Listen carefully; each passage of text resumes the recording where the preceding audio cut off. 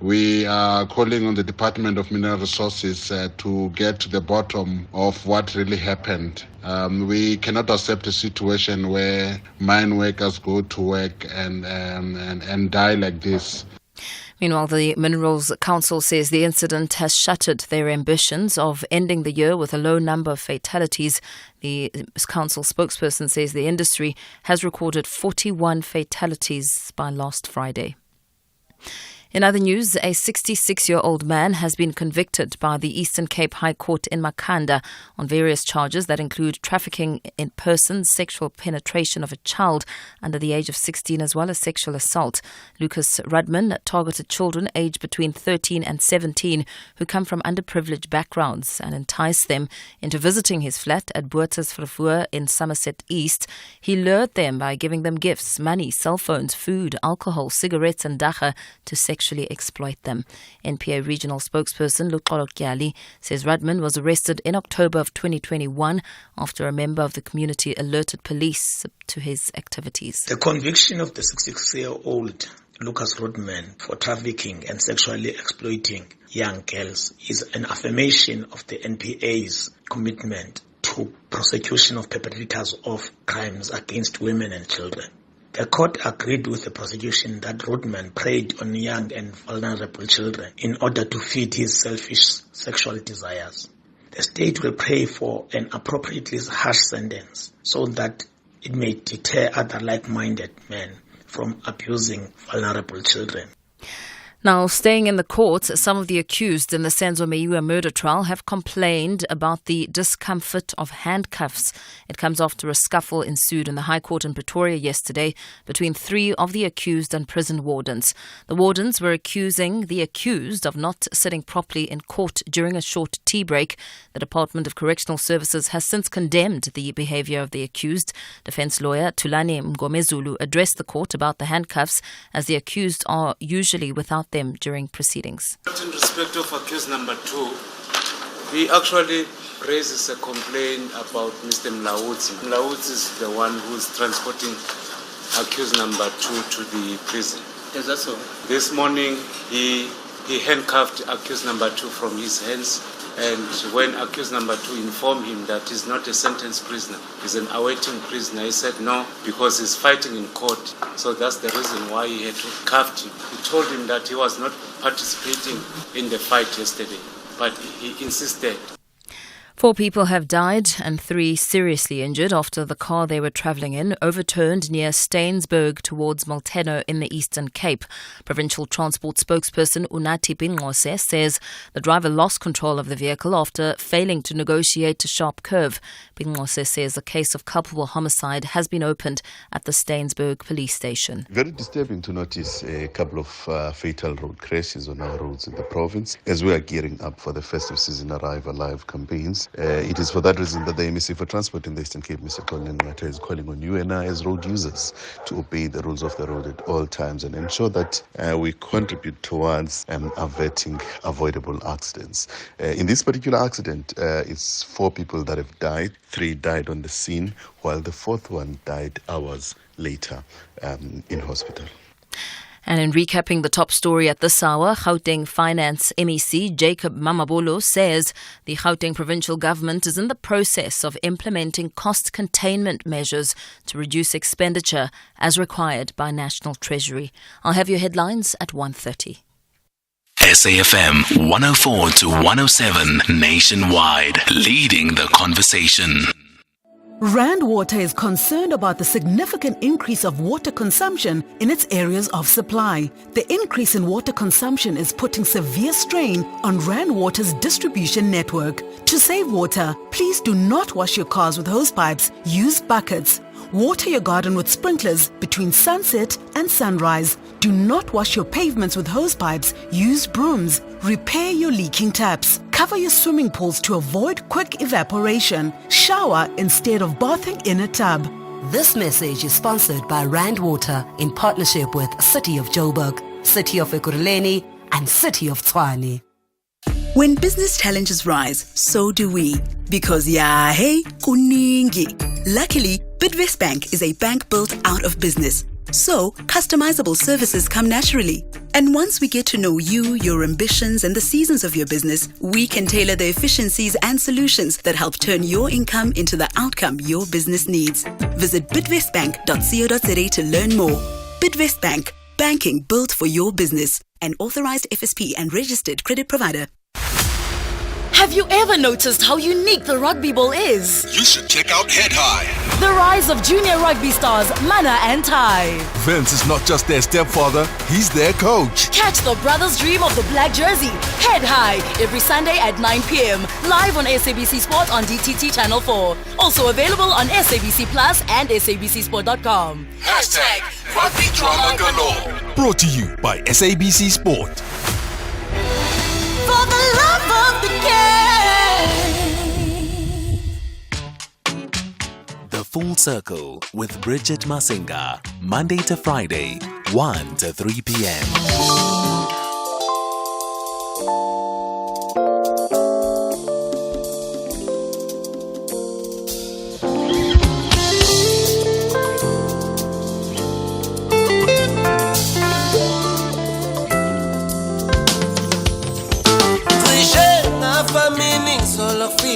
Abantu basekweni bezofuna inkomo Icishe ngafa mini solo fika abantu basekweni bezofuna inkomo Bekusekuseni ngovivi kufika umkhwe wami ezofuna inkomo Bekusekuseni ngovivi kufika umkhwe Samalobolo, participe como Samalobolo, participe como Participe como Samalobolo, participe como Kibeseku, wangakonde spine, sega babanga yo kipi como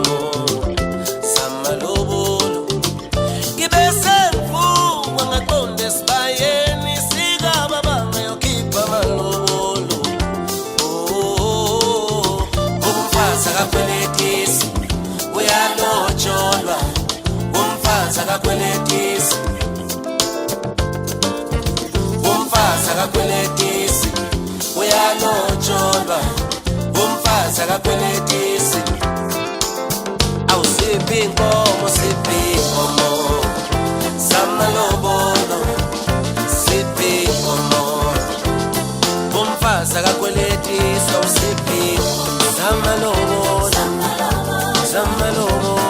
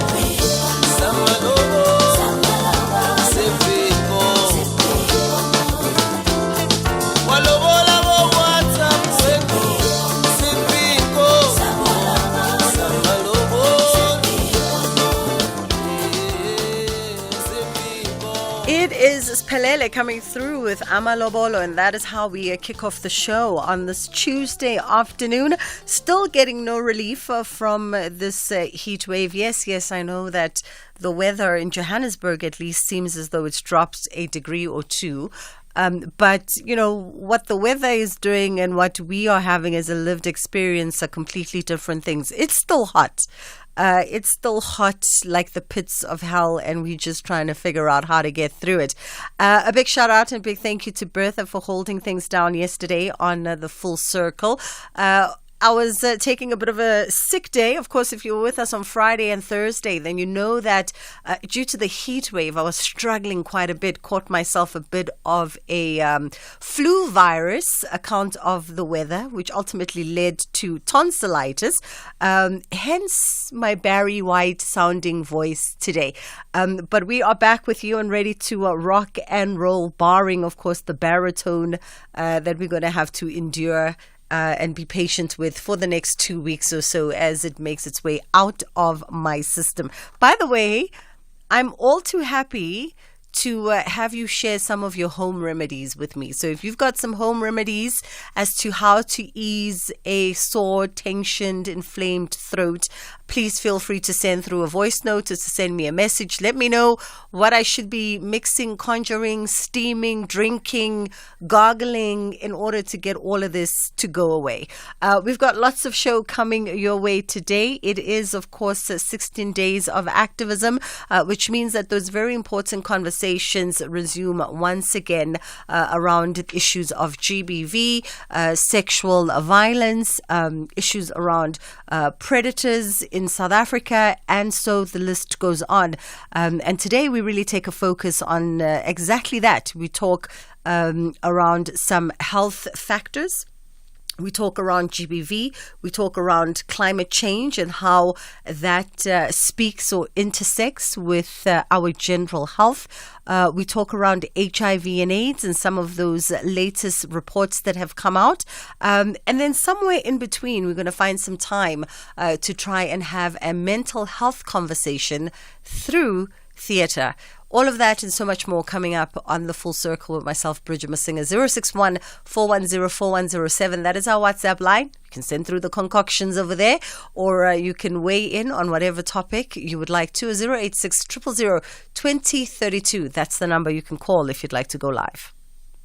Open the Absa Cash Invest Tracker account and earn the best rates in the market. More than the top 10 money market funds' average returns. Enjoy unmatched advantages at an interest rate of 8.9% per annum. Plus, if you open your account today, you could win your share of 15 million rand in luxury travel experiences for two. Yes, you heard right. A trip for you and your partner. My Bank does that. Open yours today in less than 5 minutes on the banking app at your nearest Absa branch, or consult your private banker or call 0860 111 515. Absa is an authorized FSP and a registered credit provider. T's and C's apply. Score big with Diadora South Africa, and your soccer team could soon face your opponents in Diadora gear. Show off your love for the game and gear up for victory. Join the competition now for a chance to win a full soccer team kit, a goalkeeper kit, and accessories. All you have to do is follow at Diadora.South Africa on Instagram. Tag your team and teammates in the comment section of our posts. The competition closes on the 30th of November at 2 p.m. T's and C's apply. Hashtag we love it here. This great initiative is supported by SABC Sport. For the love of the game.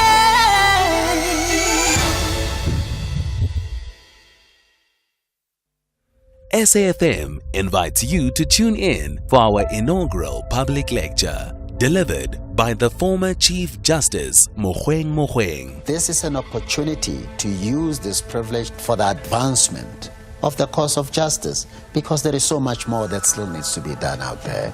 The theme for the lecture is Constitutionalism and Upholding the Rule of Law in South Africa, as corruption and malfeasance eroded the moral fabric of the democratic disposition. The lecture will take place on the 29th of November 2023, broadcasted live on SAFM 104 to 107 FM, streaming on Facebook, X and YouTube channels from 7 p.m.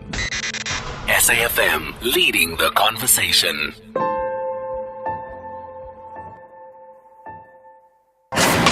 Arts, culture and robust conversations with Bridget Masinga.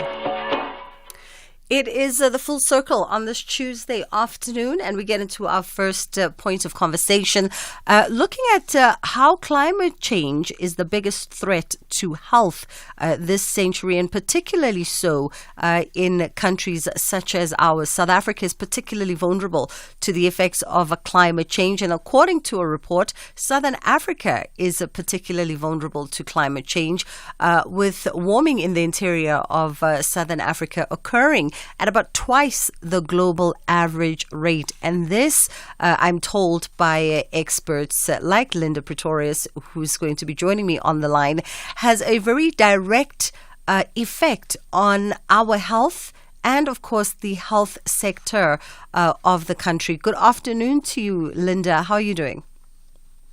Good afternoon, Bridget. Thanks so much for having me. It's only but a pleasure. Linda, of course, is with Begisa, and she is the content editor as well as the author of this particular article.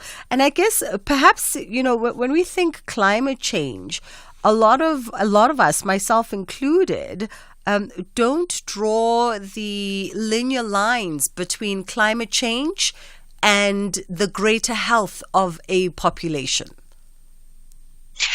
Yes, Bridget. The thing with climate change is that it's a bit insidious. The things that we're seeing, how it's going to affect our health, but of course, climate affects everything in our lives, and therefore it affects everything in our health. So from how we breathe, what we eat, how we produce food, how infectious diseases spread, how lifestyle diseases affect us, things like heart health, diabetes, our mental health, how we cope with this change and the stress. All of these things are connected. And with climate change adding pressure into our lives, this will affect our health. And in fact, that's one of the things that you point out in the article, and one of the points of discussion at the conversation that was hosted by Begisa was the highlighting of how climates affect every aspect of our lives. And so we can't have a conversation around climate change, for instance, or environmental impact without having a conversation about what are those repercussions in health.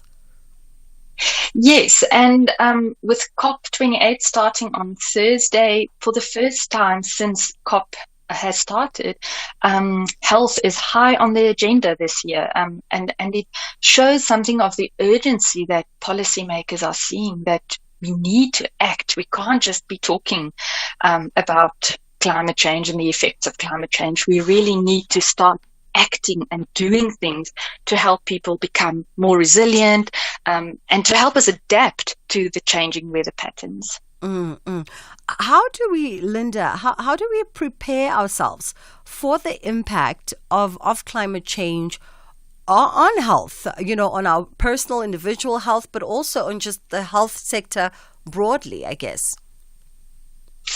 I think on a personal level, on an individual level, it's good to have the awareness of how changing weather patterns will affect our health.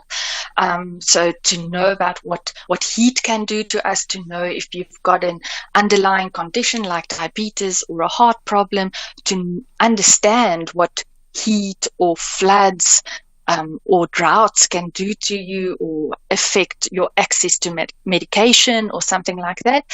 But at a higher level, at a national level, countries need to put systems in place to help us adapt and make our health systems more resilient, so that in the event of an extreme weather event like a flood or a storm that disrupts infrastructure, that people can still get access to health services, and that if health services are damaged or disrupted, that we can build it up again quickly.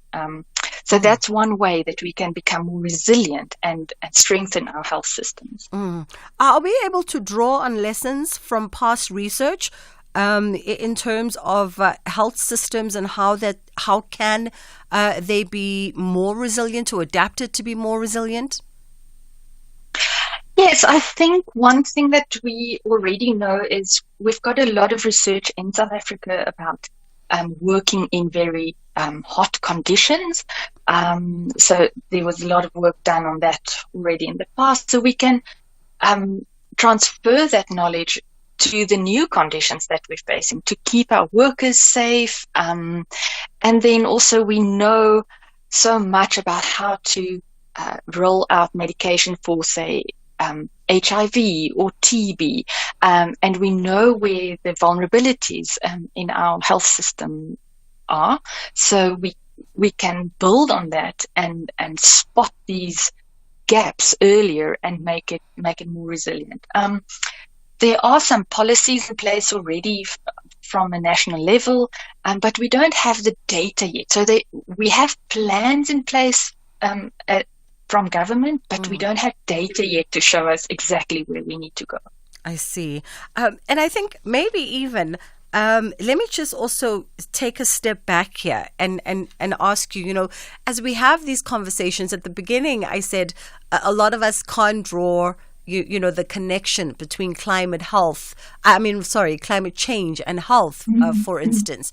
And I wonder, is that also because of how we have the conversations and our ability to be able to make them more accessible and more palatable to the ordinary man on the ground? Because as we're talking now, this is dawning on me that as we're talking now, probably to a lot of my listeners who are listening are still in question on, well, how does climate change affect, my health or affect broader health of society?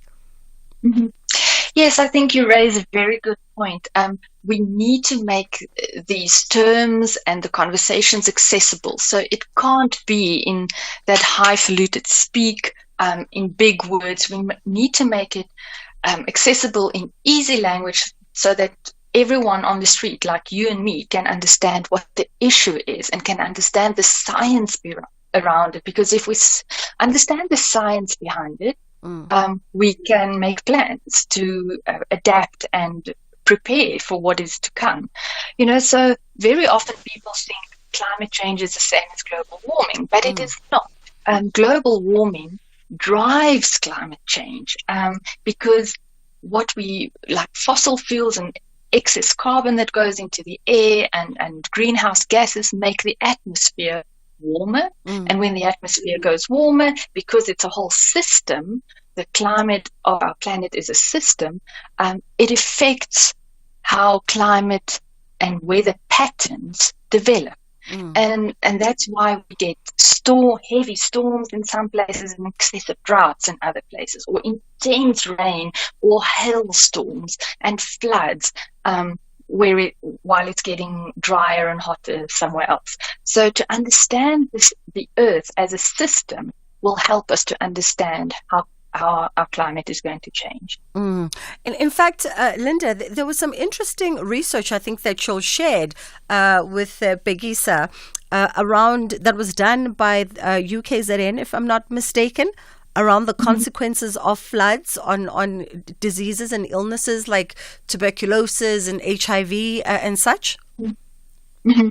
Yeah, the indirect consequence of this is that as our climate changes, we will see extreme weather events happening more often. So something like a flood that disrupts how people access health services or their medication, that means that people who, say, are on HIV treatment already can't get to a clinic, they can't get their medication. And if you stop treatment, say if you're HIV positive, that means it gives that virus chance to get a stronghold in your body again, and then your immune system weakens. Add to that, if you're displaced, you have to leave your home, you have to flee to go into a shelter, you live in crowded conditions, and then if there's TB in the rounds and your immune system is weak, TB can infect you very easily. And in a crowded space, these conditions just make it so conducive to the spread of infectious diseases. In fact, as we talk now, I just got a message from somebody saying, could I ask you to give practical examples of how climate change actually affects people and what people need to do from a health perspective. But I think this is where the conversation is now alluding towards, right? Because even the connection between undernutrition and malnutrition and TB, that's a good connection between the two, climate change and health.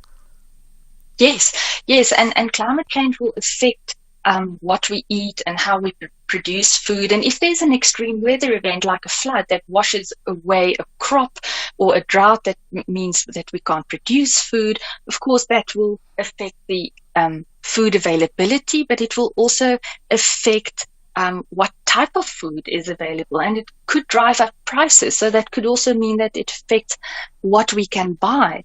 And if in the wake of an extreme event, you lose your job, that means you have less money available, so you can't buy healthy food. And if you don't eat healthily, your body isn't healthy, and that means you're more susceptible to infectious diseases. So these things are all connected, and we need to start thinking about the links between things and how it affects our health. Absolutely.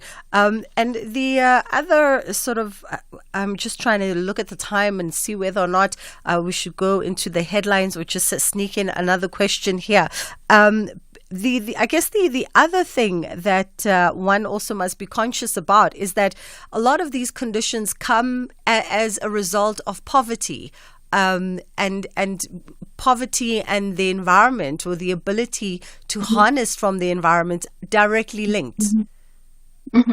Yes, as with any, like a pandemic or something, it exacerbates and it highlights the inequalities that we already see in society. So the same will happen with climate change.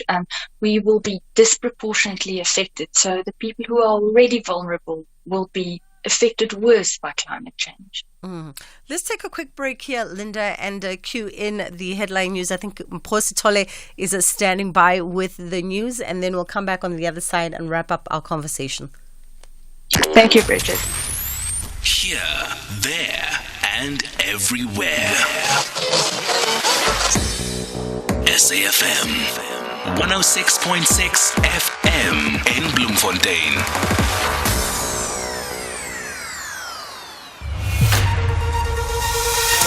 Thank you. Good afternoon. For SAFM News, I'm Mposi Tole in your headlines. Trade union NUMSA has sent condolences to the families of 11 mine workers who died during the accident at Impala Platinum Mine's number 11 shaft in Rustenburg.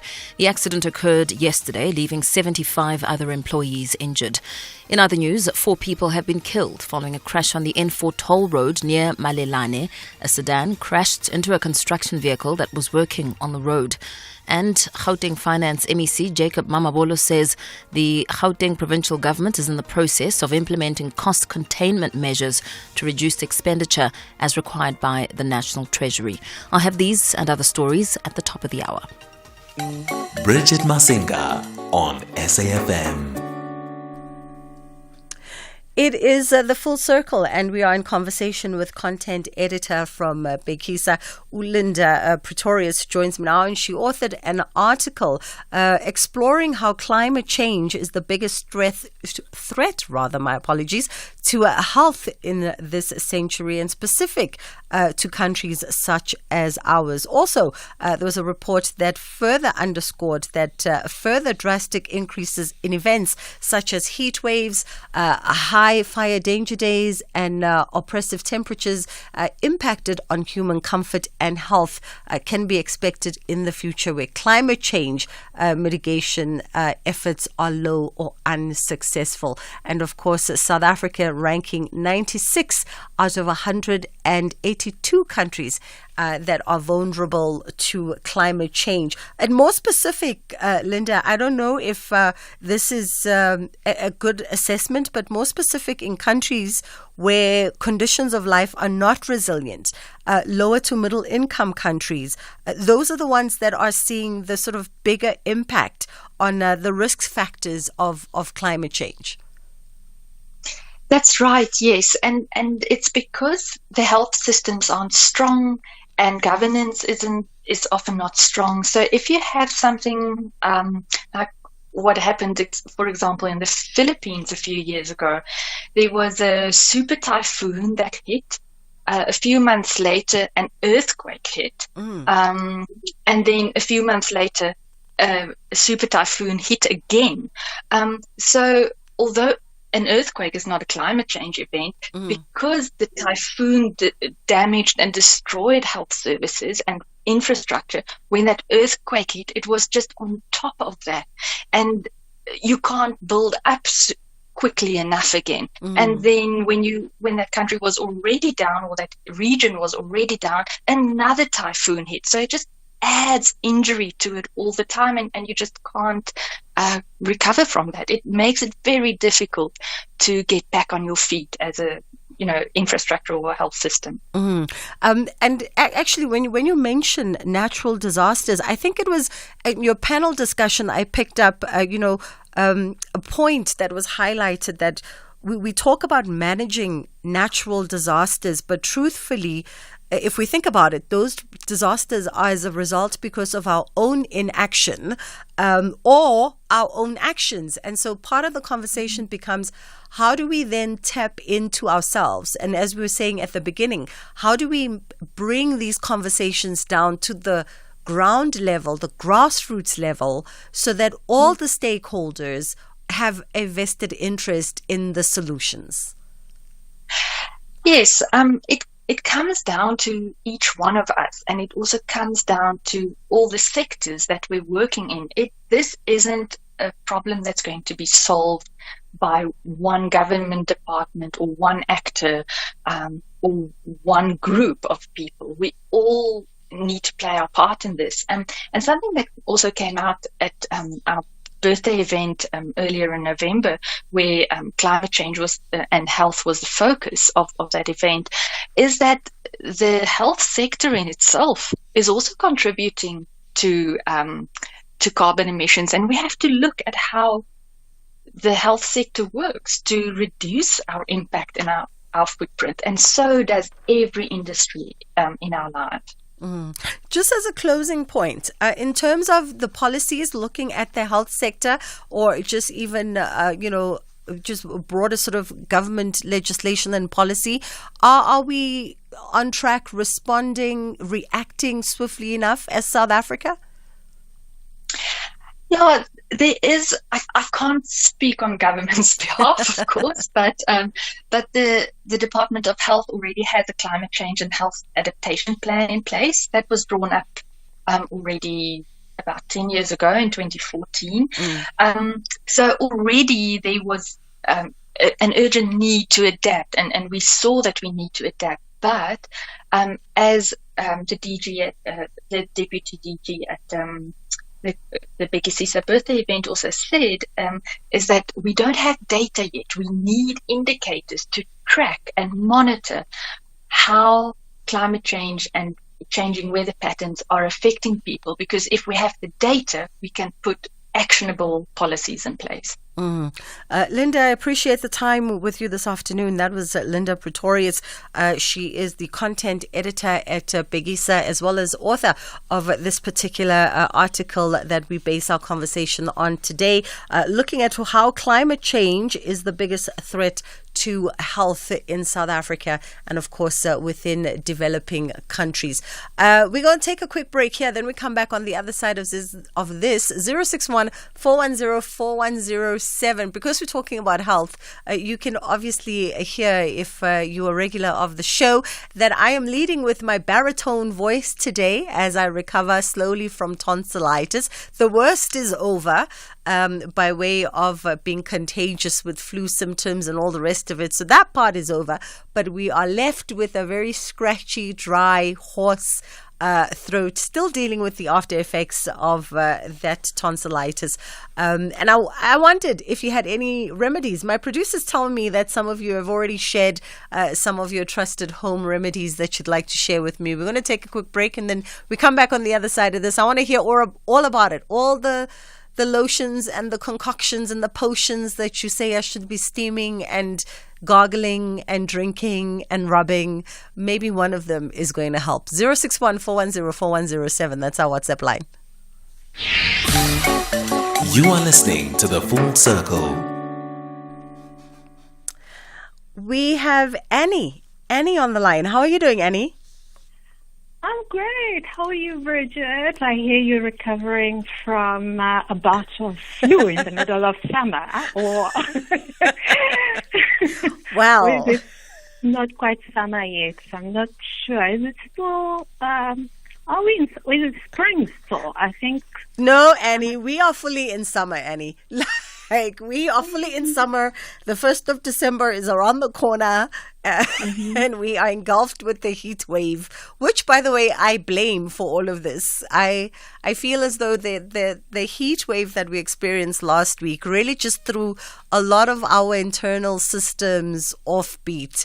You know, it was bad last week in Johannesburg and the greater part of the country. But anyway, what do you have by way of a suggestion? Is it the tonsils that you have? Is it tonsillitis? Yes. Because of the cold. Yes. What I always used to do, and it's a family remedy, was to gargle with a salt, lemon, and water concoction. You know, just in a cup daily. Do it about 3 times or so. Just gargle with that, and it should help. Okay. Salt, lemon, and honey. Yeah, salt, lemon, and water. You know, just normal spring water or filter water, whatever you have in the house. Actually, warm water is even best if you can deal with that. Awesome. And then the thing is, with the tonsils, it's actually ideal if you have them removed. So you can actually have an operation to remove your tonsils. Oh, Annie, I'm not any tonsil-related complication in future. I'll think on that one. But thank you for the suggestion. Thank you, Annie. I'll actually try gargling. I did gargle with warm salt water, but I'll add some lemon to it as well. And of course, one did use all the medicated garglers as well. A lot of people have suggested getting the tonsils removed because apparently when you're older, you don't need them. If anything, they just cause you troubles anyway. When you're younger, when you're a child still developing your immune system, they come in very handy because they trap all the infections and the viruses and make sure things don't spread. But when you're older, it seems as though they suddenly just become vengeful because they've been sitting around doing nothing for all these decades. Let's go to WhatsApp and see what's on your mind. Bridget, the solution is SK, just double tot of whiskey. Don't mix it with anything. Just take it tot like that. You'll be sorted. Another one is just green garlic. Just not garlic, ginger. Just peel it off and just chew it. You'll be fine. Okay, I'll try the ginger. I'm not sure about the tot of whiskey. I don't drink SK. And I don't know if SK was mocking me or not. I feel like he made his voice a bit more baritone-y today. So it's okay. I kind of like having this Barry White voice, though. It's kind of nice for a change. Let me see. I got another WhatsApp here that says, don't remove your tonsils. It's the first line of defense. So I did some Googling. And tonsils are the first line of defense when you are young, when you're an infant and you're a toddler and you don't have an immune system and you're still trying to build your immune resistance. So tonsils, you're very right, at those age groups are first line of defense. But the older you get, there's actually a medical term for it. They sort of become redundant. They become useless because once you've got your immune system going, your body kind of knows how to ward everything off. Then the tonsils are just sitting there minding their own business until maybe something like this happens. They get activated by an influenza virus in your grown age, and then they can actually become deadly. They can become a deadly threat to you if you are older because they could release all of those toxins into your system and things could spread. I think that's why people remove them, is that, they could have an adverse effect, but they really are quite useless when you're older. Anyway, it's just gone 20 past 2 o'clock. November. It even starts with the word no. No parking, no patience, no prices for locals, nowhere without a tourist. And nobody knows how to drive.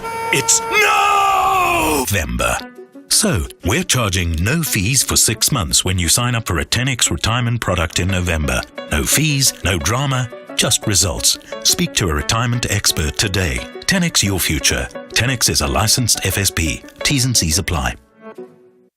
Ford is turning 100 and there's never been a better time to buy a brand new Ford. We're giving away 100 vouchers worth an amazing 50,000 Rand each and the sensational grand prize of us paying for one lucky winner's Ford. It's the celebration of the century. Visit a Ford dealer, buy a new Ford and win. T&Cs apply. Score big with Diadora South Africa, and your soccer team could soon face your opponents in Diadora gear. Show off your love for the game and gear up for victory. Join the competition now for a chance to win a full soccer team kit, a goalkeeper kit, and accessories. All you have to do is follow at Diadora.SouthAfrica on Instagram. Tag your team and teammates in the comment section of our posts. The competition closes on the 30th of November at 2 p.m. T's and C's apply. # we love it here. This great initiative is supported by SABC Sport. For the love of the game. The Portfolio Committee on Communications and Digital Technologies invites interested individuals and stakeholders to submit written comments on the SABC bill. The bill seeks to repeal the Broadcasting Act of 1999, to regulate continued existence of the SABC, to provide for its governance, to amend the ICASA Act of 2000 and the Electronic Communications Act of 2005. For more information, you can contact the Portfolio Committee on Communications and Digital Technologies by emailing sabcbill@parliament.gov.za, directed to Haraji Sali. The closing date for written submissions is Friday, the 15th of December 2023 at 4:30 p.m. If you're active on social media and love SAFM, we hope you'll take a moment to like or follow our SAFM page on Facebook and Twitter. These are the best places to find all the guest information, conversations, and stories you love from your favorite presenters, along with regular updates from SABC News. And don't forget, you can send your questions to feedback@safm.co.za. SAFM, leading the conversation. Don't miss out on the SAFM Playwriting Competition. To enter, visit safm.co.za. From the menu icon, select Competitions. Click on the SAFM Drama Playwriting Competition. Read the T's and C's of the competition. Check out the competition's Q&A. Fill in the entry form by clicking the link provided. Email your script to drama@safm.co.za. For further information, email drama@safm.co.za. Entries close on the 22nd of January 2024. SAFM, leading the conversation. SAFM supports a litter-free South Africa. Play your part in keeping our surroundings and environment clean. SAFM, leading the conversation.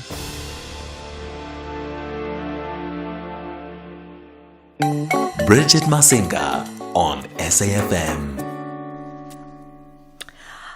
Let us get into all things stages, pages, screens and more. Catching up with director Jeffrey Zengele as we celebrate 60 years of the Joburg Theatre. We're looking at the play First and Last, which is going to be staged from the 5th until the 9th of December. Good afternoon to you, Jeffrey. How are you doing? I'm good, and yourself, man? I'm fantastic, thank you. Thank you for taking the time, and I know I'm catching you in transit right now. So let's get straight into it. Tell me a little bit about this production. It's going to be showcased at the Joburg Theatre under the Space.com program. Yes, it's a mental health awareness theatre piece. It's a two-hander. So the show is an interesting show. It's a thought-provoking show. It was inspired by a lot of mental health issues that I've encountered along the way while I was doing my own research. So, yes, basically the show is about mental health awareness, but we are focusing on the grief of the mental health, how we deal with. If you've lost your partner, how do you deal with that, and how can you manage the pain and the grief? Yes. You say that the play, which is a two-hander, was inspired by some of the research that you had undertaken. Give us some background in as far as the research. Okay. Well, I don't know where can I start, but. Or if you can just give us just a brief understanding on what was the premise of the research and maybe some of the outcomes that went into the play. Okay, so youth development at joburgtheatrespace.com, they came with a proposal, and that's when it began. And I was like, okay, let me try something new. And I began to write about mental health awareness.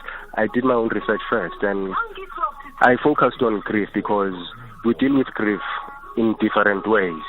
And it's rare to see men take an initiative to see a professional. So we are working around that when it comes to this piece. All right. Yes. And as you said, it's about grief, focusing on issues pertaining to grief, the loss of a partner, the loss of a loved one. Is it exploring also perhaps the different stages of grief? Yes, because this one is a short-term grief. It's not a long-term grief. So a lot of people are dealing with a long-term grief, and it's affecting them due to not asking for help, but thinking that if they help themselves, they are doing the right thing. But it is very important for one, if they see that their grief is a long-term, and then start asking for help. So there is a short-term grief, medium-term grief, and a long-term grief, but this one is a short-term grief. December. Apologies for the quality of sound there. Our guest was in transit. It becomes difficult at times when you do live radio programming and you've scheduled your guests and they have to, obviously, they're living lives outside of this, going from A to B. And so we cannot always. I'm sure somebody looked at their time and they're like, wait, what? Am I late for my meeting? Let's get into Kids Corner. That should take us to the top of the hour for the 2 o'clock news. And then we'll come back on the other side of this.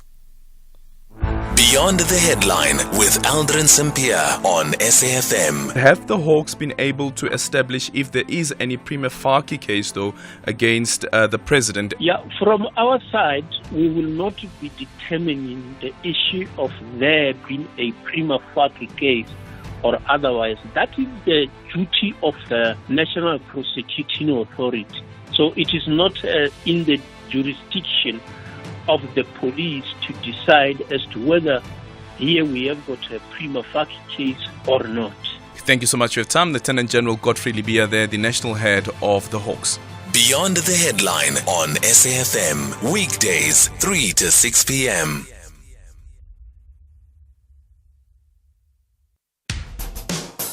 SAFM has signed a code of conduct that is enforced by the Broadcasting Complaints Commission of South Africa. Under the code, we are committed to giving news that is accurate, comment that is fair, and programming that is not harmful, does not amount to hate speech, or contain violence or explicit sex. If you think we are not living up to that code, then you can inform the Broadcasting Complaints Commission of South Africa. Direct any complaints in writing to the Broadcasting Complaints Commission of South Africa. PO Box 142365. Craig Hall 2024. Fax to 011-326-3198 or an email to bccsa@nabsa.co.za. For more information, please visit www.bccsa.co.za.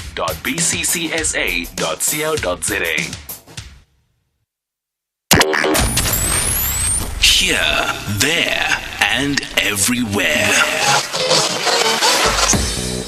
SAFM 105 FM in Mokopane.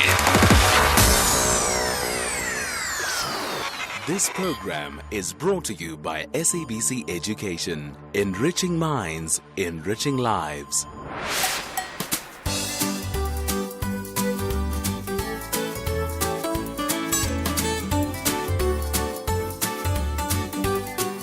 Hello, my name is Dembere Madam, 10 years old and I'm in grade 4.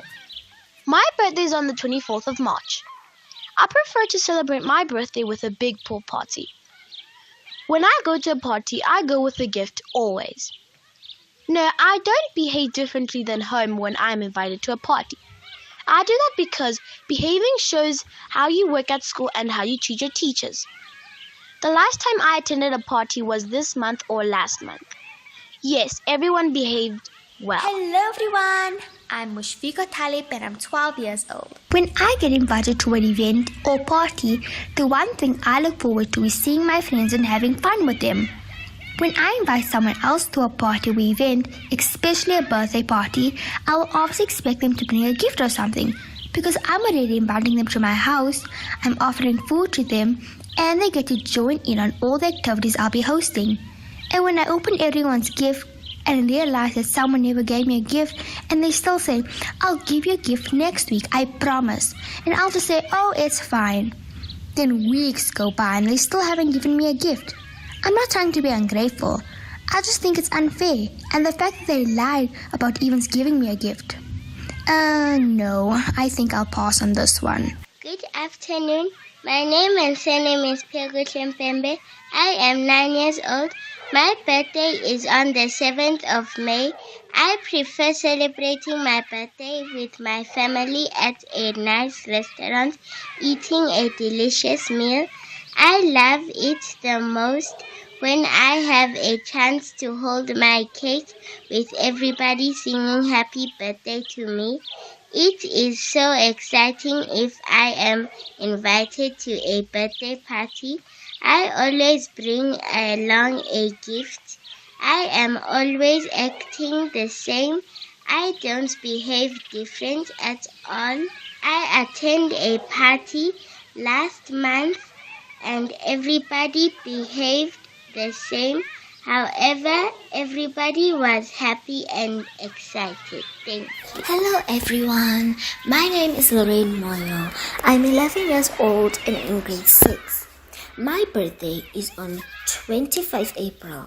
How I prefer to spend my birthday is to spend the day with my family, go somewhere nice and eat nice food. When I get invited to a birthday party, I usually come with a gift to show how much I care and so that I don't disappoint my friend. I don't think that there is a reason to behave differently when I am not at home. So I, myself, when I go to birthday parties, I am always polite and well behaved, and that does not have to change when I am at home. The last time I was invited to a birthday party was in October for my old friend Rose. Everyone behaved very well on that day because they did not want to spoil Rose's day. Thank you. My name is Asanda Chabalala. I'm 11 years old from Ikoyi. My birthday is on the 3rd of March. I prefer to celebrate my birthday with a cake and with my family. When I get invited to a birthday party, I come with a gift. Yes, I behave the same way at home and anywhere else. I last attended a birthday party in August. Good day everyone. My name is Zamangaz Miana. Today I'm going to be talking about birthday parties. My birthday is on September 17th and I always love to celebrate it at the ice rink with a group of friends. When I go to a party, I normally go empty-handed or buy them a gift with the money I have on me. Yes, I do behave differently when I'm at a party than when I'm at home because at the party, everyone has the same energy as me and we are excited. The last time I attended a party was like about 2 weeks ago. And that was my friend's party. We had a lot of fun, everyone was behaving, but we were also a little bit naughty. Thank you for listening. Bye for now. See you next time. Hello, my name is Buikhanzo Tlaka and I am 12 years old. My birthday is on the 6th of March. I prefer to celebrate it at a very nice and enjoyable place with my family and friends. Yes, I do go with a gift whenever I get invited to a birthday party. No, I don't behave differently than when I'm at home to the party I've been invited to because I behave in a well-suited manner. The last time I attended a party was last year in November. Yes, everyone behaved very well. Hello, my name is Ethan Engelberta. I am in grade 6 and I live in Gauteng. The one thing that I look forward to when I get invited to a party is seeing my cousins and friends and family so I can play with them, and it's really fun to play with my cousins, especially because I never get to see them as much as I see my friends at school, and I really love having fun with my cousins. It's not really important. You can bring a gift if you have the money to. I usually bring along a gift with me, and I probably just buy something that the person has been wanting for a long time. I feel okay when when I invite my friend to a party and they don't give me a gift, because I understand that some of them don't have the money to get a gift for me, and at least they came to my party to have fun with me, and that's what's important, is that they came. And yeah.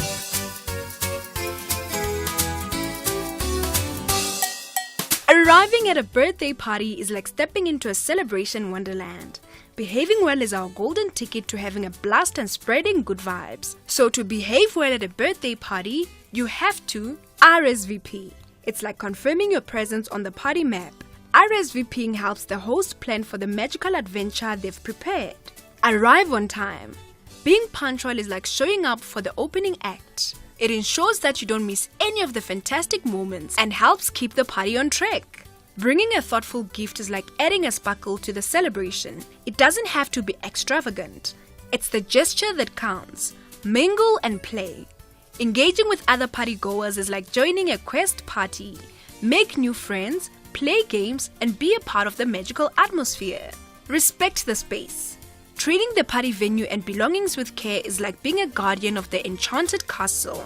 It ensures that everyone can enjoy in a safe and fun environment. Now about balloons. They're like colorful party spirits, but there are some things to be cautious about. Small pieces of uninflated balloons are like sneaky dragons. They can pose choking risk, so it's important to keep them away.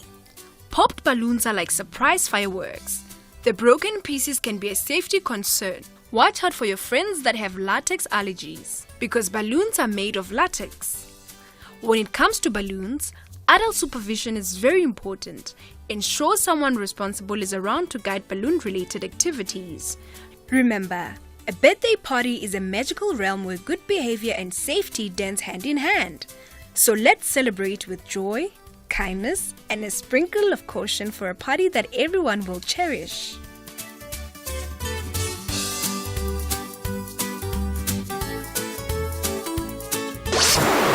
This program was brought to you by SABC Education. Enriching minds, enriching lives. Independent and impartial. This is SAFM News.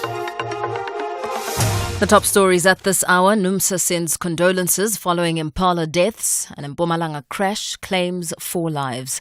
Good afternoon. For SAFM News, I'm Mpho Tole. Trade union NUMSA has sent condolences to the families of 11 mine workers who died during an accident at Impala Platinum Mine's number 11 shaft in Rustenburg. This occurred yesterday, leaving 75 other employees injured. They're being treated at various hospitals around Rustenburg. National spokesperson of NUMSA, Pagamile Hlubi Majola. According to the statement released by Implat, the accident occurred when the cage carrying mine workers to the surface fell. At least 75 people are being treated for injuries in various hospitals in the vicinity. NUMSA dips its revolutionary red flag to mourn the loss of these workers. They are not just numbers, they are breadwinners, and they have households who love them and depend on them. We send our deepest condolences to their families and friends for this tragic loss of life. Meanwhile, the Minerals Council says the incident has shattered ambitions of ending the year with a low number of fatalities. Spokesperson Alan Secombe says the industry had recorded 41 fatalities by last Friday. The Minerals Council member companies gave immediate assistance to Impala with more than 15 proto teams, which are specialist rescue teams, deployed to the shaft, and all available ambulances from other mining operations in the area were sent to the mine to help transport injured employees to nearby hospitals, while paramedics were deployed to give additional medical assistance. This incident gives a terrible blow to our ambition of ending 2023 with fewer fatalities than last year, when the industry recorded 49 fatalities, which is the lowest on record. Now, 4 people have been killed following a crash on the N4 toll road near Malelane. A sedan crashed into a construction vehicle that was working on the road. Department of Community Safety, Security and Liaison spokesperson Moeti Musi says 1 person has been critically injured. 3 of those who died include the driver of the sedan as well as 2 of his passengers, while the 4th person is the driver of the construction vehicle. They were all declared dead at the scene of the crash. It is not clear as to what caused this crash. However, the investigation is already underway. Gauteng Finance MEC Jacob Mamabolo says the Gauteng provincial government is in the process of implementing cost containment measures to reduce expenditure as required by National Treasury. In its review of the 2023 medium-term expenditure framework, the Gauteng provincial government projects a compulsory baseline reduction of 8 billion rand. Mamabolo says the reduction excludes the 6 billion rand wage agreement, which all provincial government departments are expected to factor in their budgets. When we present the budget in March next year, we will clarify how we are dealing with the challenges of cuts in the MTF, which will come from equitable share, conditional grants and all that. So that picture will talk to it at that time. So I hope that clarifies. But we should also appreciate as a province that whilst there have been cuts mainly on conditional grants, we have also received money to cushion us on the wage agreement, particularly for those departments such as health. And further afield, Save the Children NGO says more than 136,000 people, including an estimated 74,000 children, are trapped in the historic northern Mali city of Timbuktu. The NGO has warned that they're running out of essential items like food and medicine as armed groups block their entry into the city. The organizations also said that it received reports of children being killed by explosive devices, while others are recruited by armed groups. Timbuktu, a UNESCO World Heritage Site, has been under siege by Al-Qaeda-linked militants since August. And in recapping the top story at this hour, trade union NUMSA has sent condolences to the families of 11 mine workers who died during an accident at Impala Mines number 11 shaft in Rustenburg. I'll have your headlines at 2:30. Here, there, and everywhere. SAFM 105.5 FM in Tabazimbi. The Full Circle with Bridget Masinga, Monday to Friday, 1 to 3 p.m.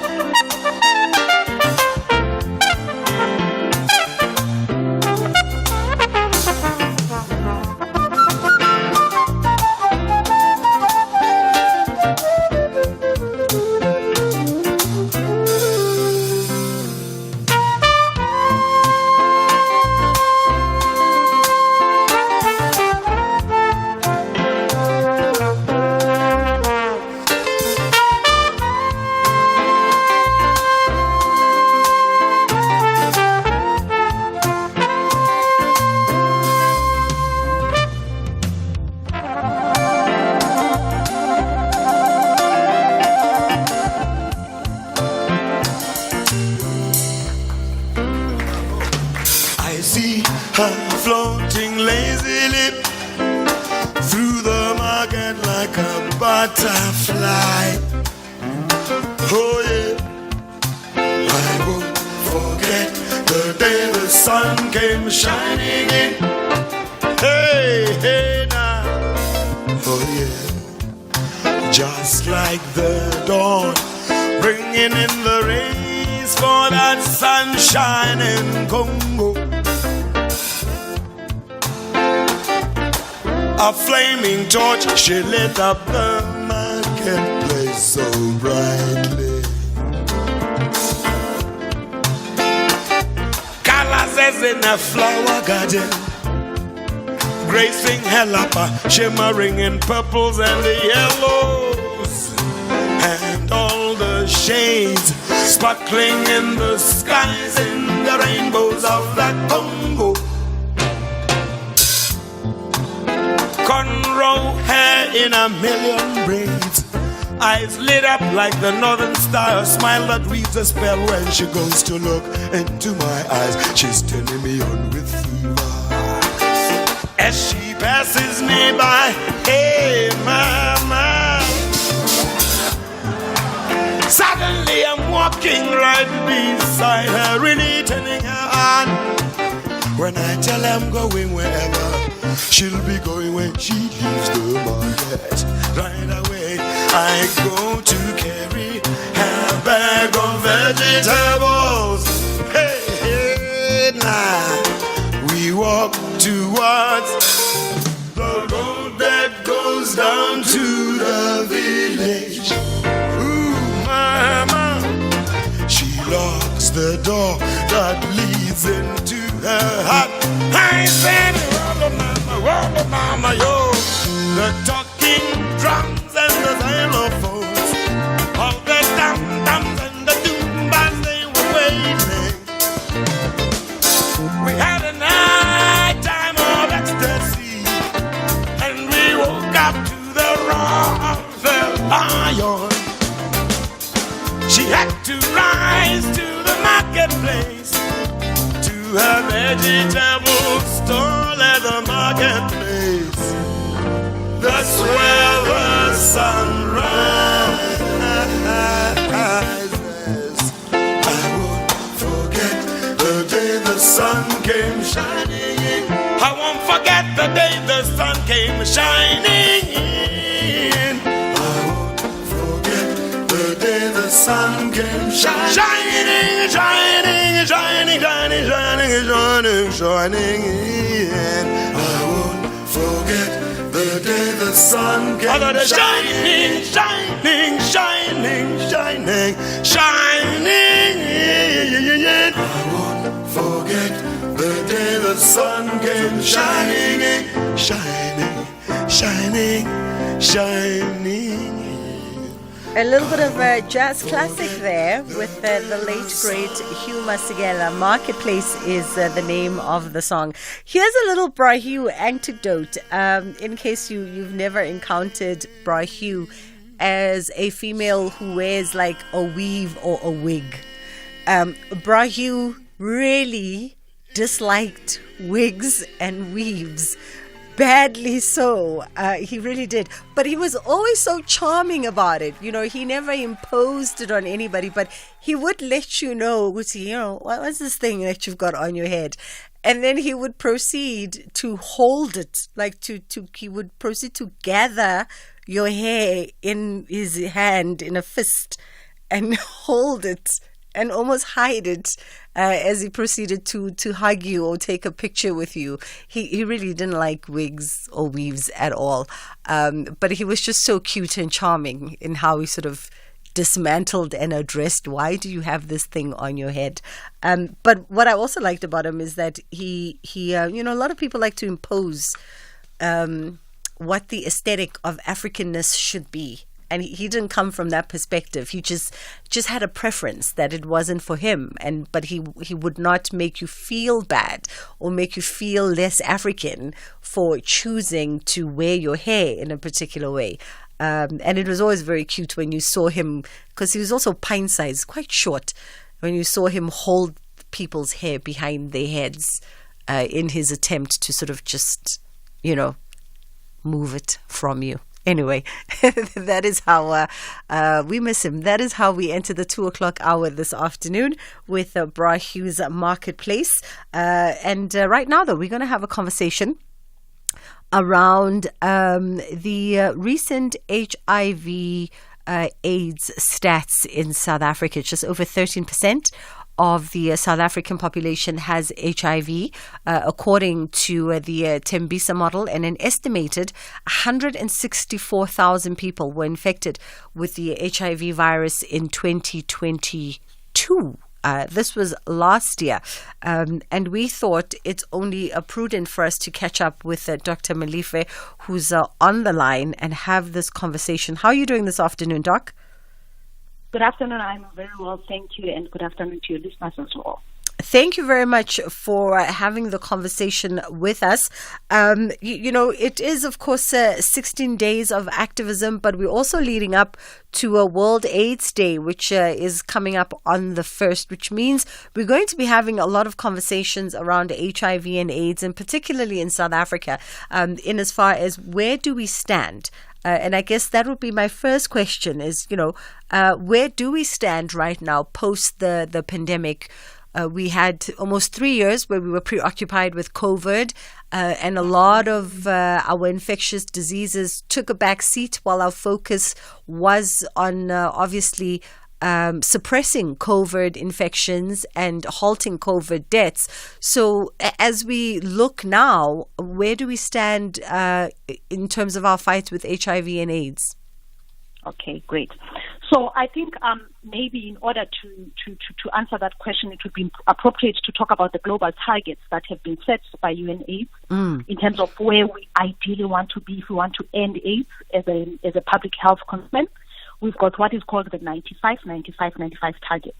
So the first 95 is that 95% of people living with HIV must know their status, and 95% of people who have HIV must be on treatment, lifelong treatment and sustained treatment. And then the last 5 is that those who are on treatment should have their viral load suppressed. If we meet these targets, we are actually well on our way to really ending HIV as a public health concern. And look, going towards that HIV-free generation that we've spoken about for years. So yesterday, it so happens that the SAPSIN data, which speaks to HIV prevalence, incidence, and behavior and communication survey in South Africa, was launched. And this survey showed us some key interesting perspectives. The first one is the fact that the HIV prevalence, the total number of people living with HIV in the country, has actually decreased, right? From 14% previously to now during the year of the survey, sitting at 12.7%. So we're happy to see that there is some movement.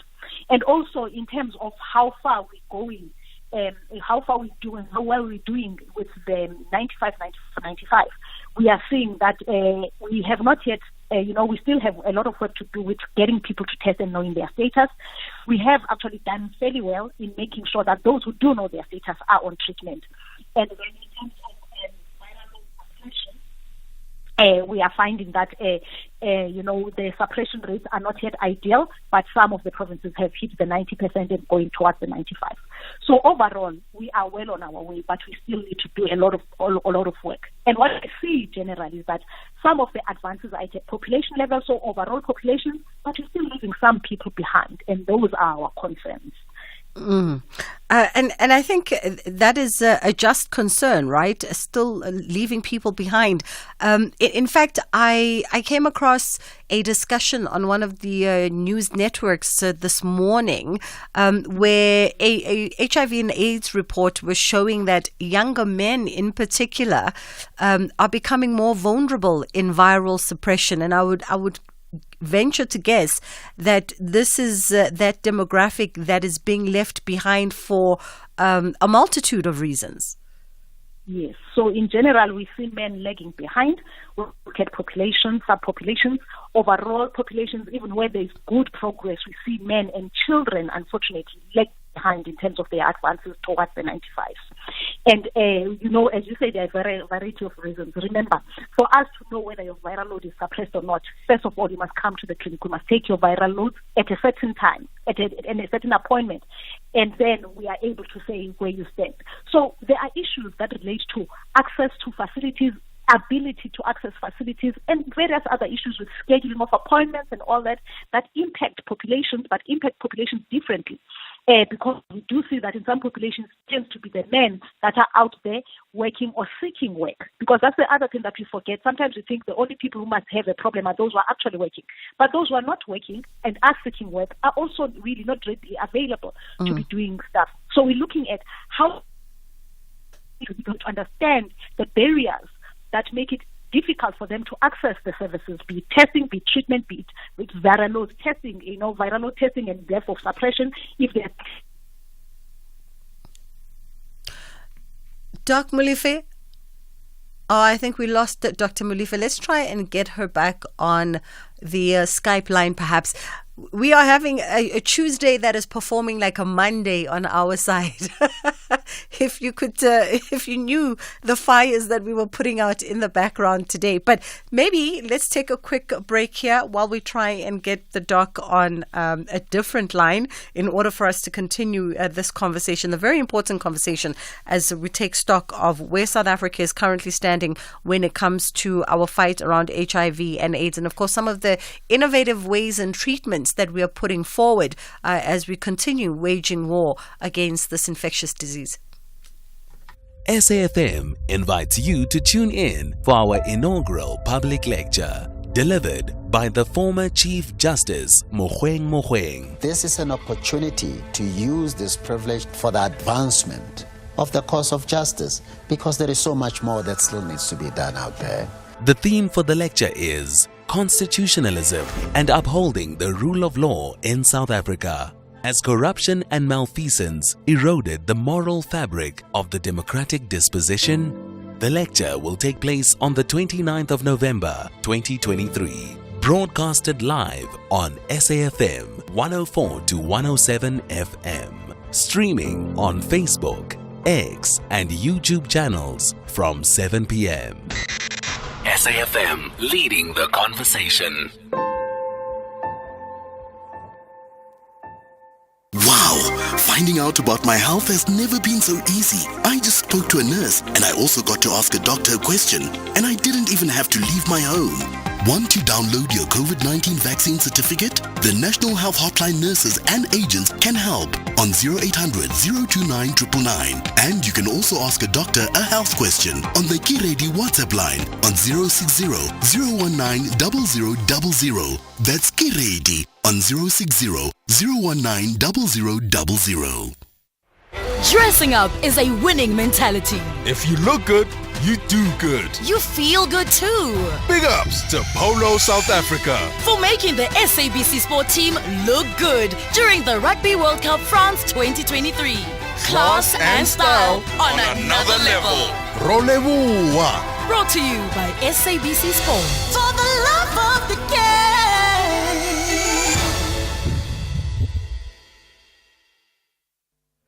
SAFM invites you to tune in for our inaugural public lecture, delivered by the former Chief Justice Mogoeng Mogoeng. This is an opportunity to use this privilege for the advancement of the cause of justice, because there is so much more that still needs to be done out there. The theme for the lecture is Constitutionalism and Upholding the Rule of Law in South Africa, as corruption and malfeasance eroded the moral fabric of the democratic disposition. The lecture will take place on the 29th of November 2023, broadcasted live on SAFM 104 to 107 FM, streaming on Facebook, X and YouTube channels from 7 p.m.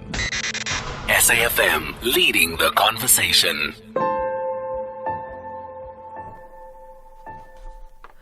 The Portfolio Committee on Communications and Digital Technologies invites interested individuals and stakeholders to submit written comments on the SABC bill.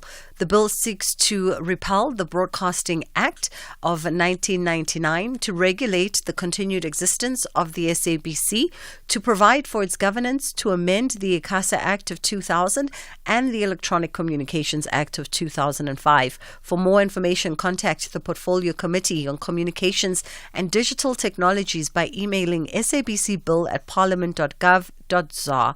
The closing date for written submissions is Friday, the 15th of December 2023 at 6:30 p.m.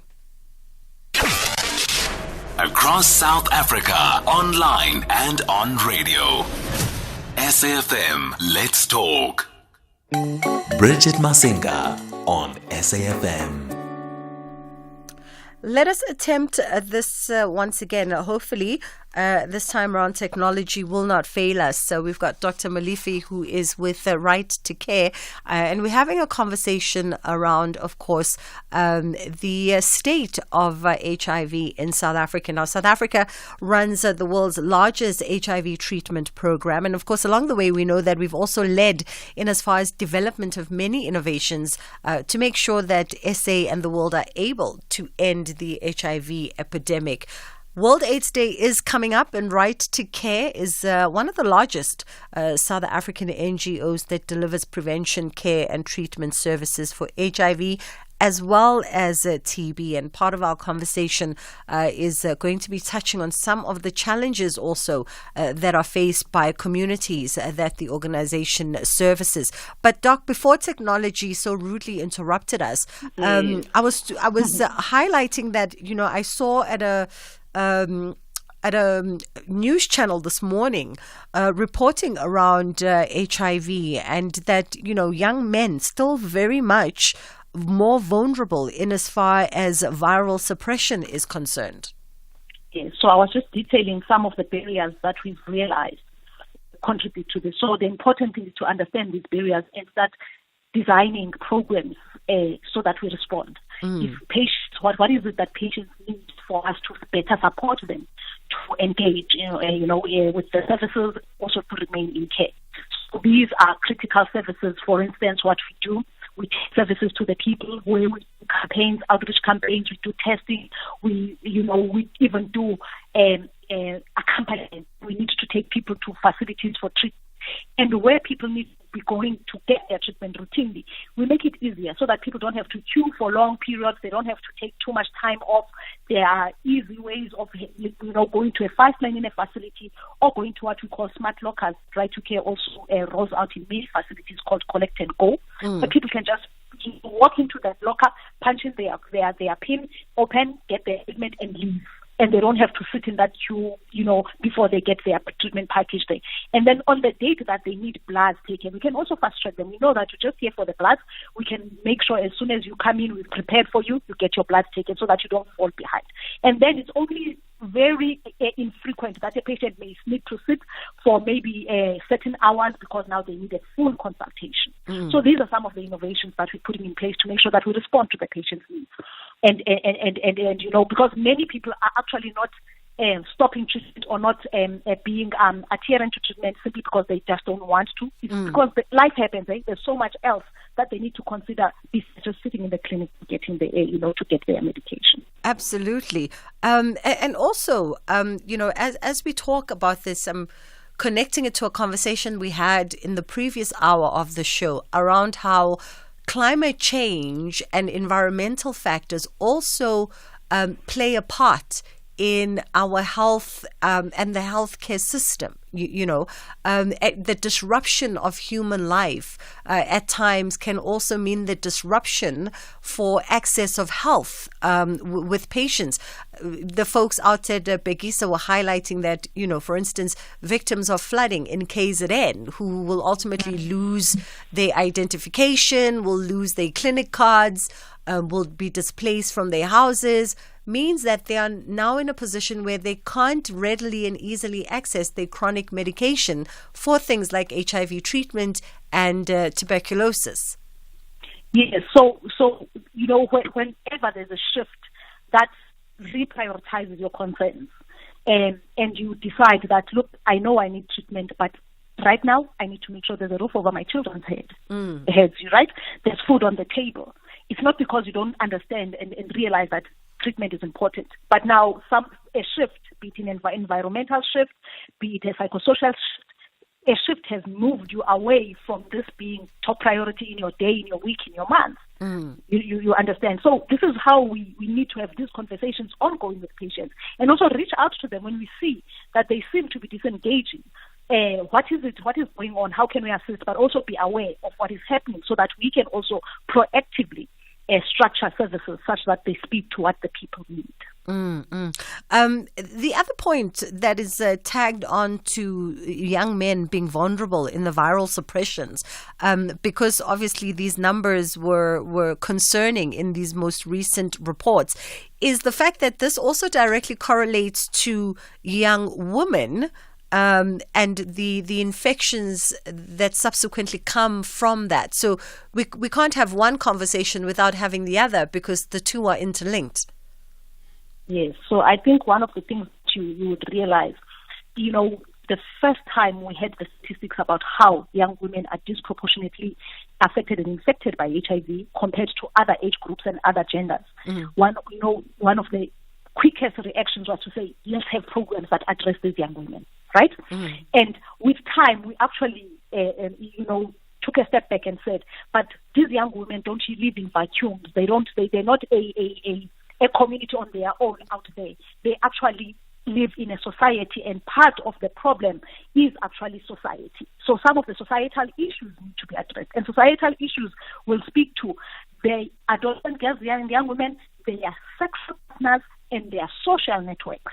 So it becomes important then to address not just the issue that was highly highlighted, that it seems that these young women are having sex with the older men because their rates equate to the older men and not to their peers, being the younger boys. But it is also quite known that in as much as they may have relationships with older men, they do also have these normal relationships. So they'll have their partner who's their peer, but also have this older person for whatever needs to be transactional, or other societal issues that are being, are forcing them into that, or they think they are solving a problem. Right? So this happens, and if we leave the young men behind, be it adolescent boys and young men, and only look at the girls, we are going to find ourselves creating new pockets of problems or challenges in society. We address the issues that relate to adolescent girls and young women and their sexual partners and their social networks, meaning the whole community, their families, what's going on in the family. Why are these girls more vulnerable? Therefore, why are the boys also more vulnerable? What are the issues? So as I said, really, we need to have targeted interventions that speak to the problems that we identified for each group, because no group is similar. Even amongst these young men and these adolescent girls, you'll find that the one in Moto and the one in Centurion have totally different challenges that need to be addressed differently. Absolutely. Let's pause it there, Dr. Molefe, for a second and take the headline news, and we'll come back and perhaps we look at some of those targeted interventions that you bring up.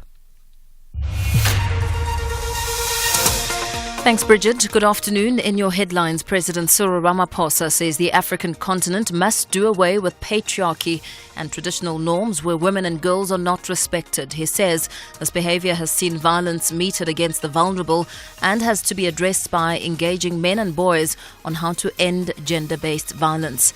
In other news, the NPA says they will oppose bail in the case of the 21-year-old student Bafana Mahungela, accused of the murder of a Johannesburg teacher, Kirsten Kleitz.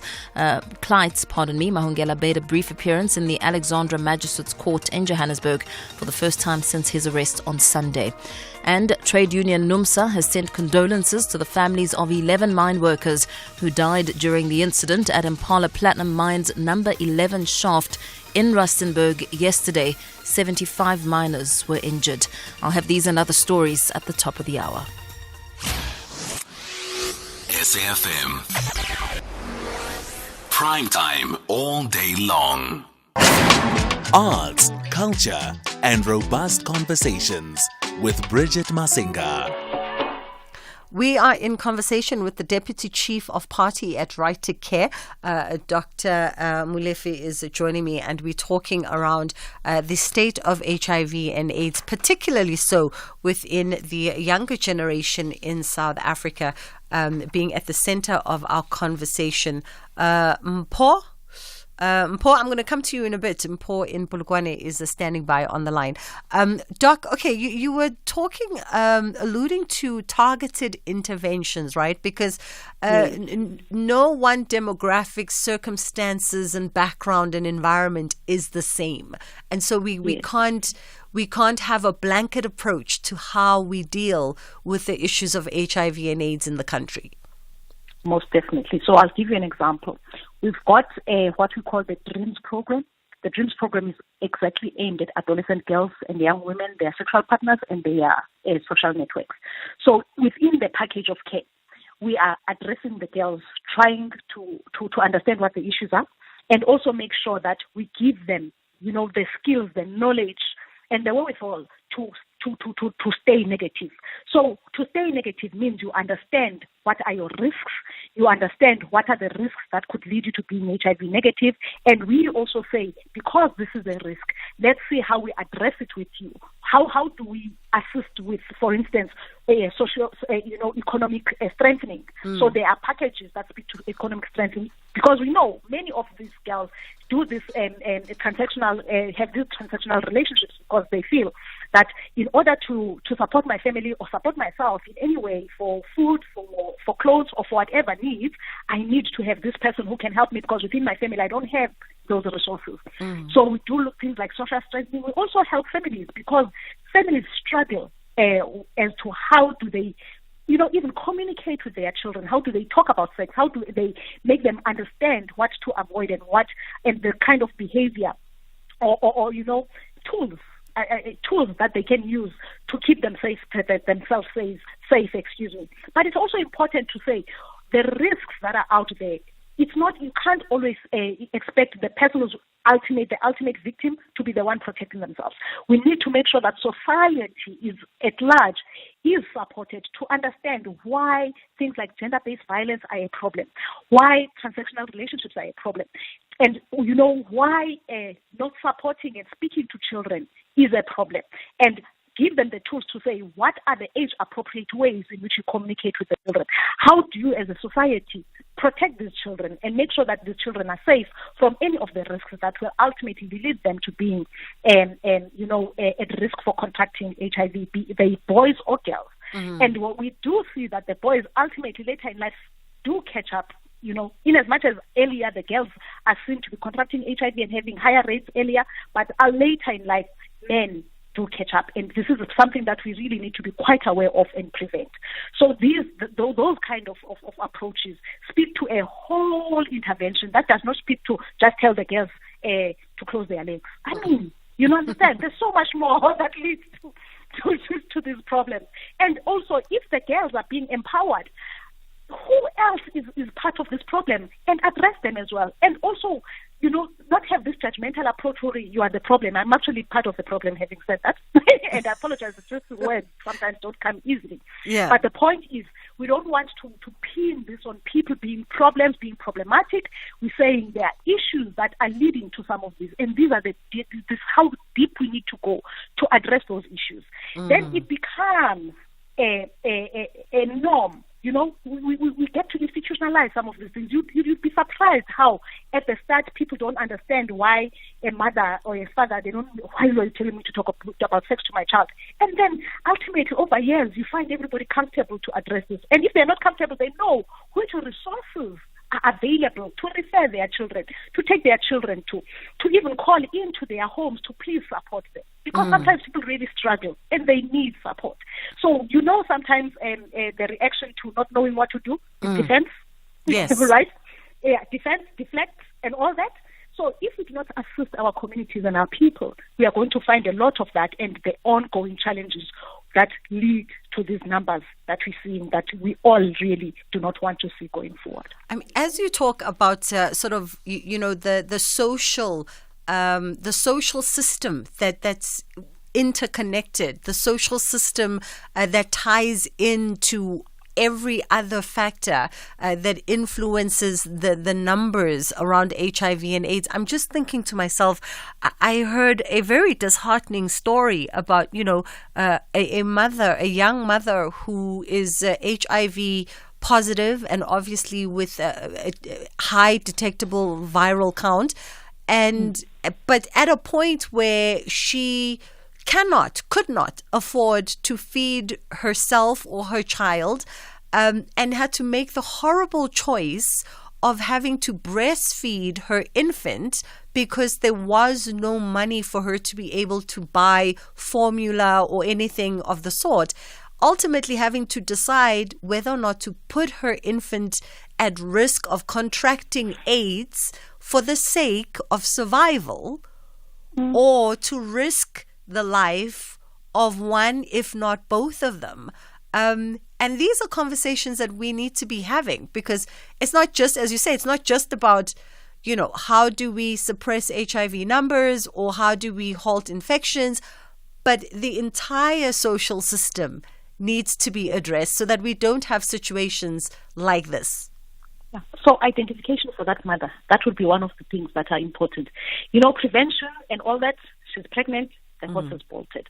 But once they are pregnant, what are we identifying them early as pregnant? Are we testing them early and routinely? Because throughout the pregnancy, they are supposed to be tested and given, because there are innovations, there are ways that we can support them to remain negative.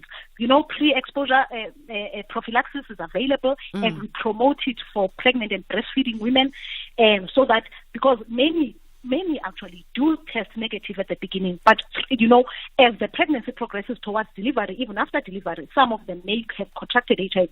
Now, if they had, at the point where they were still negative, had access to things like other prevention measures, including pre-exposure prophylaxis, that could have been prevented. Further to that, now that maybe the mother is positive, and we see that she's struggling maybe with her appointments, she's not taking a treatment routinely, we're seeing her viral load continue to go up. There are measures that we can put in place to support this person. So individualized care, understand, why are you not able to take your treatment? Why is your viral load remaining high? Is the treatment adequate? Is this treatment optimized for you? Are you having challenges taking treatment? And we find many people have things like they don't have food. They're scared of taking medication without food. There are social networks out there that we can always call on. Social relief of distress for the time period that this person is under distress and not able to cater for themselves or feed themselves and their family. Other social and community-based organizations, NGOs, CBOs that are out there supporting people with such. So if we do not talk, we will not know the networks exist. We will not know what to do with somebody who faces this challenge. And we will not know, therefore, how to help them keep healthy for themselves, but also prevent infection to their children. Doc, let's hold it there for this afternoon. Thank you so much for the time. That was Dr. Molefe. And I think we'll call on you again if you allow us the permission to do so, so that we can have a conversation around PrEP and PEP, because I think a lot of people still misinformed in as far as those two treatments are concerned. And that is some innovation that is really doing some good work in as far as fighting a good fight around HIV, AIDS infections. But for today, we'll halt it there. It's 3 o'clock. Aldrin St. Pierre is coming through to let us know what's coming up on Beyond the Headline. A loving partner shouldn't take away your choices. Your choice of clothes, your choice to wear makeup and cut your hair. A loving partner shouldn't choose your friends or choose how you spend your time. A loving partner shouldn't control who you speak to. If your partner is controlling your choices, it's abuse. Get help now. Dial Tears *134 *7355# or visit tears.co.za. An SABC supported initiative. Ford is turning 100 and there's never been a better time to buy a brand new Ford. We're giving away 100 vouchers worth an amazing 50,000 Rand each and the sensational grand prize of us paying for one lucky winner's Ford. It's the celebration of the century. Visit a Ford dealer, buy a new Ford and win. T&Cs apply. Buying a new TV? You'll need a paid-up TV license. Need to check your balance? No sweat at all. You just SMS your ID or TV license account number to 44210 for fast, effective balance inquiries. Secure your legal viewing fast and simple. Standard SMS rates will be charged. Terms and conditions apply. TV licenses. Pay yours. Make a difference.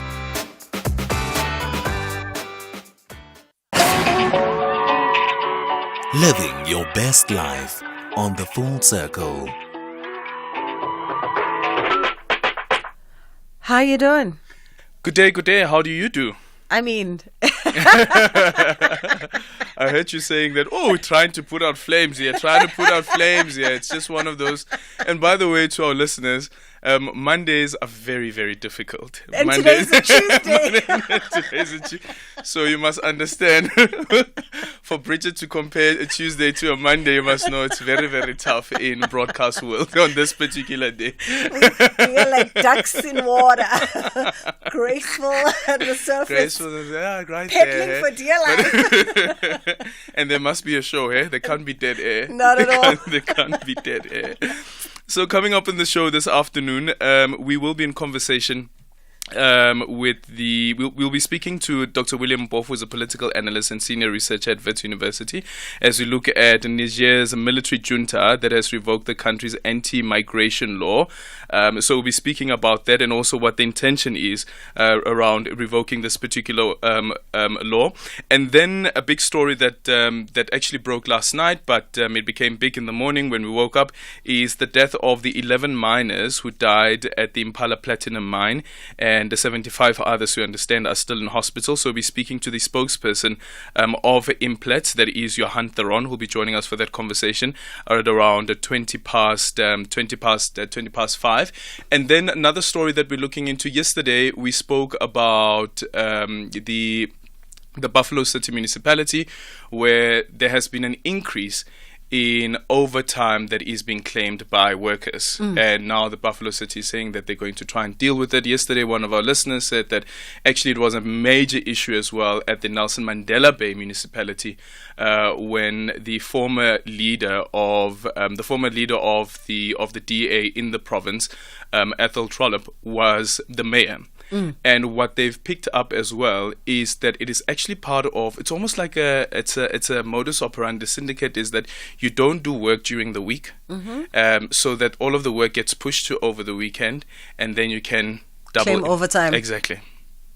So that's one of the stories that we're looking into this afternoon, and also seeing whether Nokolo Kivet, the Minister of Public Service and Administration, will be able to join us. And this is following her reply to Parliament around a question around how many public servants are doing business with the state, which of course in some cases is illegal. Yeah. What a wowza. Lots coming up on Beyond the Headline. You know, every time I switch on the news, and I see activities, hospital opening here, specialists, there. Cutting ribbons for a tap. Don't forget that, very important. I didn't say it. But why are you leaving it out? It's important.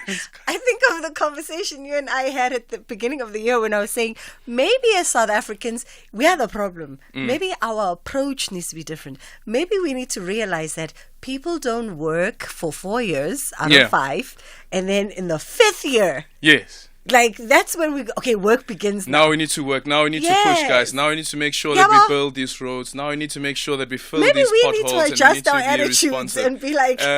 one of the listeners was actually... was speaking about, or we were discussing how it's difficult to get a hold of ministers and so forth to interview them sometimes. And I was saying to them, they made an example of the president as well. And I said to them, don't worry, the elections are coming. Yeah. And you'll see what happens during the elections. Right? Yeah. Yeah, I think we are the problem, South Africans. Maybe we just need to change. Batini. Change your response to the environment or something. Yeah, I don't know. But the environment is not responsive. I don't know. Just trying to figure it out. The environment is not responsive. Aldrin and Piers coming up between 3 and 6 on Beyond the Headline. Get your payments done with the utmost security and convenience when you purchase a TV license now. With our new secure payment systems with a one-time PIN, OTP feature, and the choice of receiving your OTP via SMS or email, you can ensure prompt and secure payments. The additional use of capture will protect you against spam and automated data attractions. With TV licenses, you can enjoy watching all your favorite shows or movies that matter to you. Get yours today. Visit www.tvlic.co.za. Have you ever noticed how unique the rugby ball is? You should check out Head High. The rise of junior rugby stars Mana and Tai. Vince is not just their stepfather, he's their coach. Catch the brothers' dream of the black jersey, Head High, every Sunday at 9 p.m. Live on SABC Sport on DTT Channel 4. Also available on SABC Plus and SABCSport.com. #Rugby Drama Galore. Brought to you by SABC Sport. For the love of the game. Bridget Masinga on SAFM. Yes, that saying I was thinking of was, they often say if you can't change the environment around you, change your attitude to the environment. So maybe we just need to, reconfigure our thinking around this. Except, Guti, people don't work for 4 years, but in the 5th year, they get mobilizing. So we just wait on that 5th year with our to-do list, and then we pass on our to-do list, and hopefully we get things done. I don't know. I'm just trying to figure out, how do we work around all these things?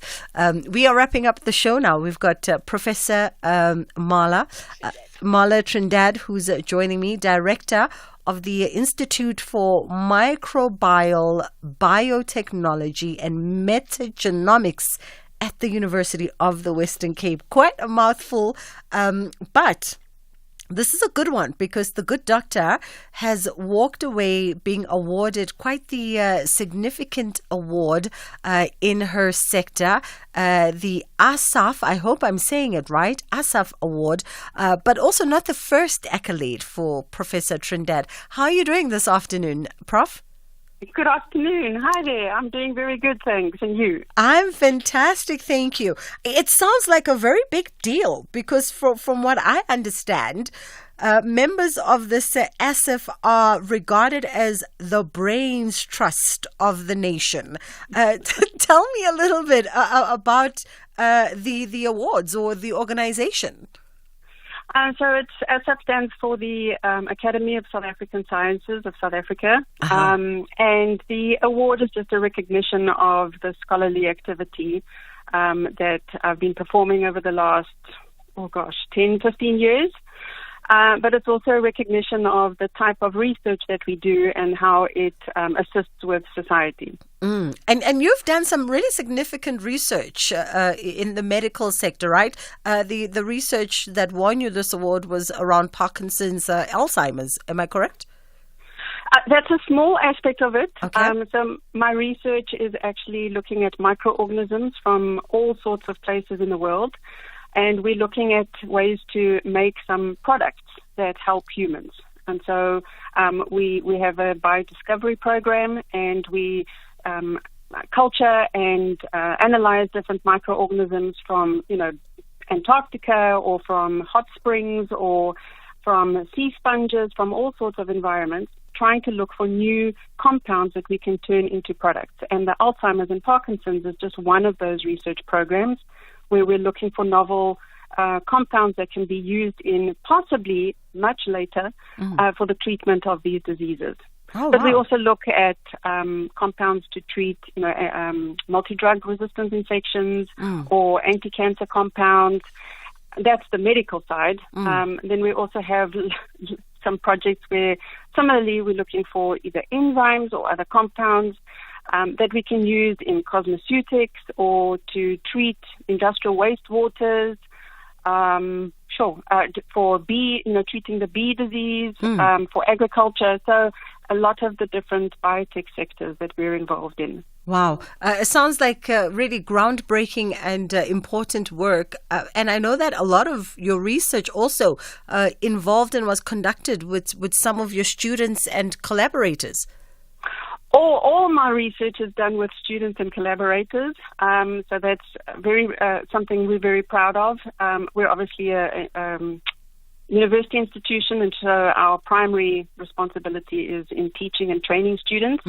So all the research that we publish is done with students, and of course with lots of collaborators. So we have many in South Africa, across Africa, and across the world, many in Europe as well. And a lot of the work, it sounds to me, a lot of the work that you are involved in speaks directly to some of the sustainable development goals that we seek to achieve. Absolutely. So as I said, the health, I think, is always the one that we relate to the most because it affects us and we understand that. But we're looking at, as I said, cosmeceuticals, environmental rehabilitation. A lot of our work is isolating novel organisms and looking at how they participate in the ecosystem. And so a lot of biodiversity and environment management aspects to our research. So, for example, we have another project where we're looking at termites in Hueville Keys. And we're looking at the microorganisms that are involved in the calcium oxalate conversion in the environment. And so there's lots of aspects to that relating to CO2 and climate change. Well, listen, Doc, I think definitely I'm at the disadvantage point of your topic of profession. But to you and your team, kudos on everything that you've accomplished thus far. And hopefully with all the research that you've undertaken and the various sort of environments and disease and infections that you're looking at, that already somewhere in there's some stuff that we perhaps can implement in the near future? Yes, so we have some patents, and I think the closest we are is possibly applying it in industrial wastewaters, the treatment of industrial wastewater. So we're really excited. We've been pushing this work for several years now, and we're working with industry partners, and so I think we're getting closer to making some products. Lovely stuff. It's been a pleasure being in conversation with you. That was Professor Mala Trindad, who's the director of the Institute for Microbial Biotechnology and Genomics at the University of the Western Cape. That is our last conversation for today, doing some very, very important work by way of research with her students and collaborators seeking to find treatments for various diseases, particularly within the early stages. And as she said, that part and parcel of that is some work focused on Parkinson's as well as Alzheimer's, but also just investigating broadly on a whole variety of things. From ourselves, I think we are so ready to wrap up today and call it a day. Because it's definitely given us a run for our money. But it happens in live broadcasting from time to time. You just have to keep the show going, regardless of what's happening behind the scenes. The show must go on. Any theater practitioner will tell you that, that the show must go on. Tomorrow we have a date between 1 and 3 o'clock. I see all your remedies. There seems to be a lot of suggestions towards raw onions. So I will try and figure out, perhaps chop it up in a salad or something. I imagine just biting into an onion. How disgusting. So a lot of suggestions around raw onions. We'll try it. We'll see how that works. And yes, a few of you are also saying, do not remove the tonsils. So I was not planning on doing it. Aldrin St-Pierre is coming through 3 to 6 with his team. Hopefully they'll have a smoother ride. We play out with Lyra's Believer. Inshallah, God willing, we get to do it again.